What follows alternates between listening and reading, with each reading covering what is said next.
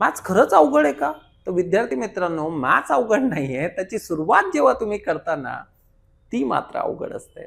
मॅथ्सपासून तुम्ही नेहमी पळ काढत आलेले आहात आणि हीच सगळ्यात मोठी अडचण आहे.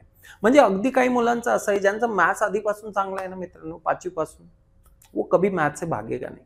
पण ज्या विद्यार्थ्यांना अचानक आता कळतंय, की अरे सीईटीची परीक्षा द्यायची आणि मॅथ्सशिवाय पर्याय नाही. मग आता काय करायचं? एक तर सीईटीची परीक्षाच द्यायची नाही आणि समजा जबरदस्तीने पालकांनी सांगितलंय किंवा आपल्या कोणीतरी मेंटर असेल त्याने सांगितलं, नाही सीईटी तुला द्यायची तेव्हाच तुझं करिअर चांगलं होईल. मग आता तुला ती दिलीच पाहिजे. अरे भाई, अभी लेवल बढ़ गया है. तू सेकंड ईयर, थर्ड ईयर में आ गया है. मित्रांनो, आत्ताही तुम्ही मॅथची आवड निर्माण करू शकता.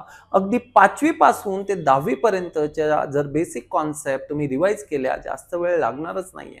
महीना 1.5 महीन्यात या सगळ्या कॉन्सेप्ट तुमच्या रिवाइज होऊ शकता और अब सेकंड ईयर, थर्ड ईयर में ये चीजें आसान हो जाती है. अगदी आपण 5वीची मुलं आता नाही आहोत.